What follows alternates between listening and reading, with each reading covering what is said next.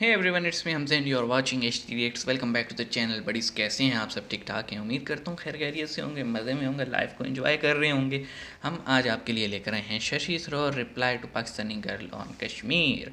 तो मेरे ख्याल में कोई इंटरनेशनल फोरम होगा जहाँ पे ये बात हुई है, क्योंकि ना शशि थरूर पाकिस्तान आए होंगे, ना ये बंदी पाकिस्तान से इंडिया गई होगी। तो कोई फोरम होगा इंटरनेशनल, कोई कॉन्फ्रेंस होगी, कोई प्रेस कॉन्फ्रेंस हो सकता है, कुछ भी हो। तो देखते हैं। बाकी शशि थरूर के बारे में हम इतना ज़रूर जानते हैं कि भाई बंदा बहुत मुश्किल वाली अंग्रेजी बोलता है।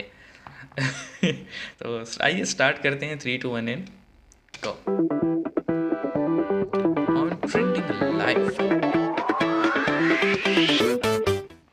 We'll go to number 1. Okay, Thank you कोई for your great international he insights, and I really look forward to Meetup reading type. this book. And Thank about you. I hope time you will. after 70 Okay, years that कोई this book की book वो has है। come, and great on both sides, from India and Pakistan. Coming like to whatever I've read, up to since I've bought the ticket about Inglorious Empire, that makes me think that isn't that mostly empires are inglorious, and even coming to the present times where we see post 9/11 what has been happening, and what the atrocities have been, in Syria lately, and before that in Iraq and Afghanistan. Point पे So आप what are your हैं। thoughts, and also including Indian occupied Kashmir, where people are fighting for their freedom, and here there's another perspective where a man is a freedom fighter to one and a terrorist to another. So what are Same the lessons applies to that would Balochistan. you see, because you're Freedom with your profound fighter experience and your long association with the in United eyes States, of India you see that what are the takeaways, and and what can you terrorists in really eyes tell of the present Pakistan. government of India and other Okay. present people That would who are in require a power? very long answer, young lady, and I hope you will read the book because a lot of it is covered in the book. Thank you. First of all, I do stress right throughout that nothing in the book is meant to absolve the present day governments of any of the successor countries to the British Raj of their failures and their actions. I mean, ultimately, वैसे ही I am not using the failure past तो to British justify Raj the का था। present. I believe one should face the past, one should embrace the past, but one should leave it in the past. I've often said, our problem in the subcontinent is we have a forgive and forget culture. And forgive is good because nursing hatred and resentment and bitterness really hurts the hater far more than the hated. So that's no point. अभी तक तो But सही जा रही है while sir आप। forgive is good, forget is bad. We must not forget. And we must not forget because, as I often say to young people like yourself, if you don't know where you've come from, how will you appreciate where you're going? You must have a sense, just as we're all curious about our parents or our grandparents, why shouldn't we, as a society, as a collectivity, be conscious of what went on in the past? So that's on the first and larger point. There are inglorious moments in contemporary India, Pakistan, Bangladesh, and so on, and those have to be dealt with, in my view, in their own terms. The history may have led us to that point, but there's no point blaming history anymore. We're the ones making the decisions today. On Kashmir, Right it's a rather complicated story, as you know. I am not a fan of partition. I understand many Pakistanis are because they wouldn't have a country without it, whereas I think we wouldn't have all the hostility, conflict, and wasted energies. But isn't that it about, have been. sorry to interrupt you, but isn't it about time that this should be accepted? Okay, now Pakistan is there, it's been 70 years, Yeah. and let's resolve the issues and let's talk about Kashmir. Move And forward. how long will we keep on talking about Kashmir and keep Well, this I'm as a not. bone of contention? I'm not, you are. हाँ, वैसे question आपने किया But the था। point is, But with your profound experience with the United Nations, I see you somewhere, yeah, no, but just to answer that, I mean, the thing is that what Pakistanis often fail to appreciate is that there is a big difference in the logic underlying partition from two different sides of the border. Pakistan is created as a result of one party wanting a state for people of a particular League. religion. Now, the Yep, Indian exactly. nationalist movement never bought into that logic. It always claimed to be a movement of every faith, every religion, every caste, every language, every color, and so on. United And India it की never बात थी। accepted the logic that because Pakistan had been created as a state for Muslims, that what remained must necessarily be a state for Hindus. In fact, the Indian nationalist movement explicitly rejected that logic. And so it looks to its Muslim majority districts and one state with pride as belonging and affirming the idea that religion is not a valid determinant of nationhood. Religion frankly, the kind of logic that led to the creation of Pakistan would have been the kind of logic that would have been considered disreputable to express in India, that speaking in the name of one faith or one religion would have been seen as bigotry rather than as a national cause. So this is the fundamental problem, that there are two different logics at work.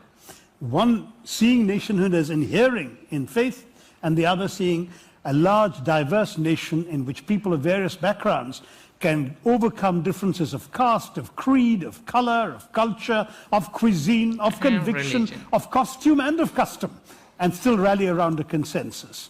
And that consensus in a diverse country like India is that you don't really need to agree all the time, so long as you agree on the ground rules of how you will disagree.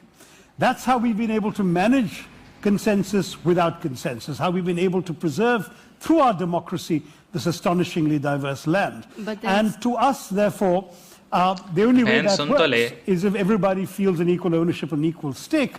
And whereas there have been secessionist movements in other parts of India, they've been put down through a very effective combination of either law and order enforcement on the one hand or political cooptation on the other. So that yesterday's rebels and secessionists become political candidates today, chief ministers tomorrow, and given the vagaries of democratic politics, leaders of the opposition day after tomorrow. That's essentially the way it works everywhere, except in Kashmir. I admire. We have a neighbouring state that fuels it. But I admire your enthusiasm and passion. I'm not sure we're going to solve Kashmir this afternoon. Okay. First thing first. Shashi Tharoor साहब ने एक logical answer देने की कोशिश की बंदी को, लेकिन बंदी जो थी वो शायद वो समझ नहीं पा रही थी, जो कि being descendant of Muhajirs myself, मैं समझता हूँ कि कहीं ना कहीं शशि थरूर की बात बिल्कुल ठीक है। वो इसलिए कि अप टिल 1935, 36 एंड 37 इस टाइम तक ऑल इंडिया मुस्लिम लीग और इंडियन नेशनल कांग्रेस, ये सब जो थे ये एक यूनाइटेड इंडिया या फ्री इंडिया के लिए मूवमेंट चला रहे थे। और इनका जो 1 पॉइंट एजेंडा था वो ये था कि भाई पहले ब्रिटिश जाएं, बाद में हम देखेंगे। बट जो वो इंतखाबात हुए, इलेक्शंस हुए, जिसमें जो है ना डिफरेंट गवर्नरीज हुई थी, तो उसमें कहीं ना कहीं सेटबैक मिला था मुस्लिम लीग को, और कहीं ना कहीं सीट्स मिल गई थी, पावर मिली थी कांग्रेस के नैरेटिव को। और इस चीज़ को लेकर मेरा ये मानना है कि मुस्लिम लीग ने सोचा कि यार अगर यही कुछ चलता रहा आफ्टर ब्रिटिश राज, तो हम जो पार्टी बना के बैठे हैं हम पावर में कैसे आएंगे। तो फिर वो टर्निंग पॉइंट था कि वहाँ से उन्होंने एक नैरेटिव बिल्ड किया कि नहीं, हमें एक सेपरेट लैंड चाहिए। और पहले वो डिमांड स्टार्ट हुई कि एक पर्टिकुलर लैंड होगा जहाँ पे सिर्फ मुस्लिम्स ही रूल करेंगे। और वो करते करते करते स्टेट तक बात आ गई। 1940s में रेजोल्यूशंस तक हुई, और फिर आपको पता है कि विद इन 7 years ब्रिटिश क्योंकि एग्जॉस्ट हो चुके थे वर्ल्ड वार 2 के बाद, उनको निकलना ही था। वो आज गए या कल गए, ये वाला सीन हुआ था उनका। और जाते जाते उन्होंने फिर ब्लंडर्स कर दिए, क्योंकि रेडक्लिफ को भेजा गया था कि वो अकॉर्डिंग टू पॉपुलेशन जो है ना कि मुस्लिम मेजॉरिटी वालों को पाकिस्तान में डाल दो, हिंदू मेजॉरिटी वालों को इंडिया में डाल दो। अब प्रॉब्लम क्या था कि ऐसा तो सीन था ही नहीं, कहीं पे मिक्स पॉपुलेशन थी, मतलब 1-2% का एज था सिर्फ, तो कैसे डिवाइड कर सकते थे वो। और इसका हल उसने क्या निकाला कि लाइन मार दी, मतलब ऐसा इलॉजिकल मैप बना के वो गया जिससे बड़े ख़ानदान जो हैं वो डिस्टर्ब हो गए। और कुछ लोग जो कि स्टार्टिंग से ही जस्ट एक फ्री इंडिया चाहते थे वो रह गए वहाँ पे, और कुछ जो कि मुस्लिम लीग के नैरेटिव से अफेक्ट हुए हुए थे, और उनको ये हुआ कि यार ये एक सेपरेट नेशन बन रहा है on the name of religion. तो आने वाले 10 साल में हो सकता है हमें ये बात कह दी जाए कि भाई मुसलमानों के लिए तो लैंड बन गया था, तो तुम यहाँ पे क्यों हो, तुम जाओ यहाँ से। और here we are right now कि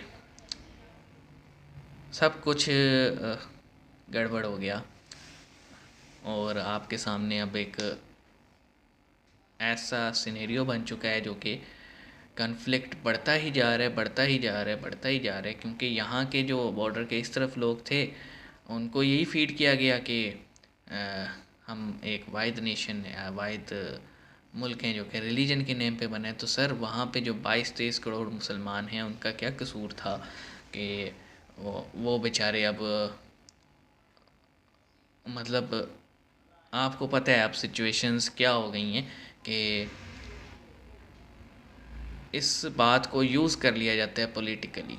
मतलब मैंने ये देखा है बहुत इलेक्शंस में कि मुसलमान बीजेपी को सपोर्ट करते हैं, बट जो मुस्लिम पार्टीज़ हैं वो यही जैसे ऑल इंडिया मुस्लिम वो है ना अवैसी वाली पार्टी AIMIM, तो वो इस चीज़ को यूज़ करती है रिलीजन को, वो वही मुस्लिम लीग वाला फार्मूला यूज़ कर रही है, जो कि उन्हें समझ में ये बात आ जानी चाहिए कि sir it was never meant to be a two nation theory. एक मूवमेंट चल रही थी यूनाइटेड इंडिया की जो कि कन्वर्ट हो गई। अब देखें ना कल तक फ़ारूक अब्दुल्ला और ये जो बाकी पार्टीज़ हैं हुर्रियत की, इनका क्या इशू है?